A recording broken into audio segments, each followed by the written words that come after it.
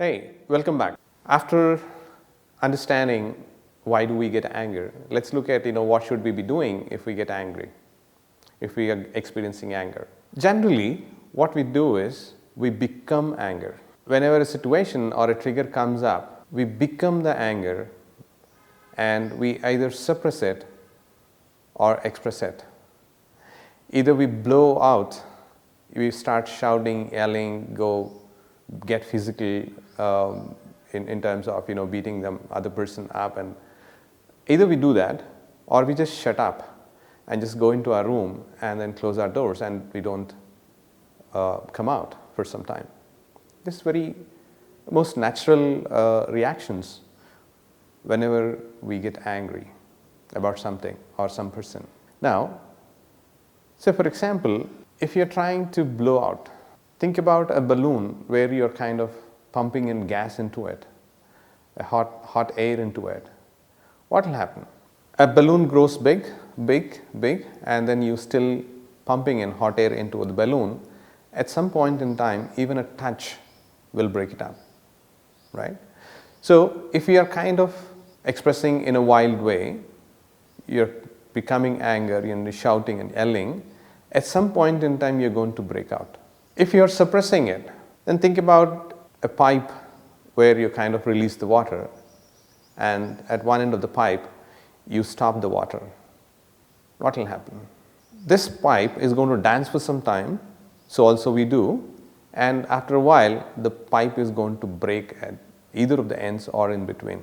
So in either of the cases you're going to break down at some point in time, if not now, tomorrow, day after a year. Now, if you can ask me, should we stop expressing our anger?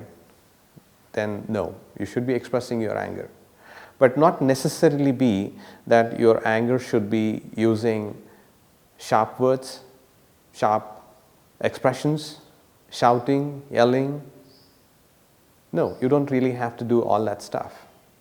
Now, what we should be doing when we are getting angry, as I said, we become the anger.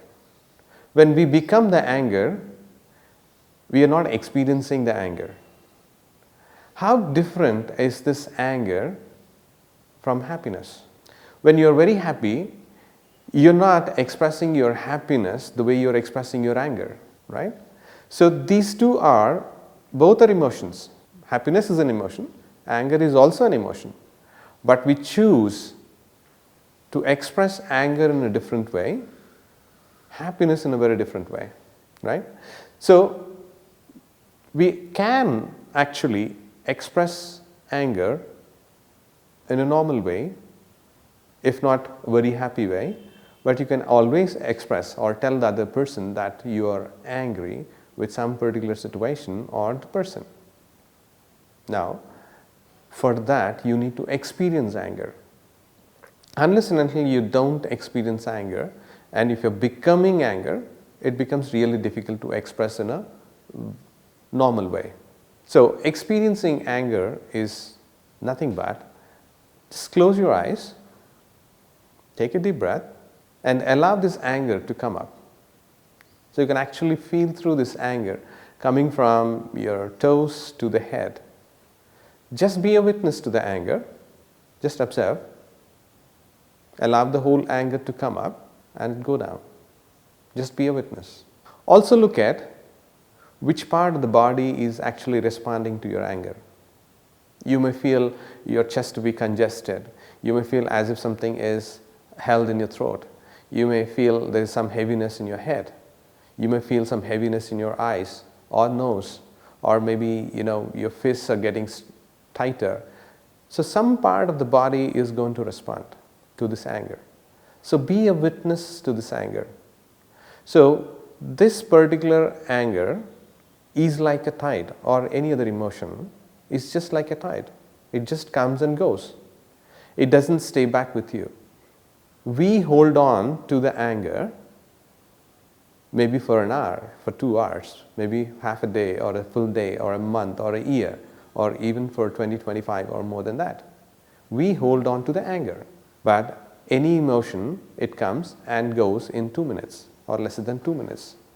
So observe, witness this particular anger coming up and going down, and observe which part of the body is responding. Once that is done, you calm down. Now try to understand why is that you're angry, and against whom, against what situation. Once you understand what exactly the problem is, then you know how to handle it. You know how to express it.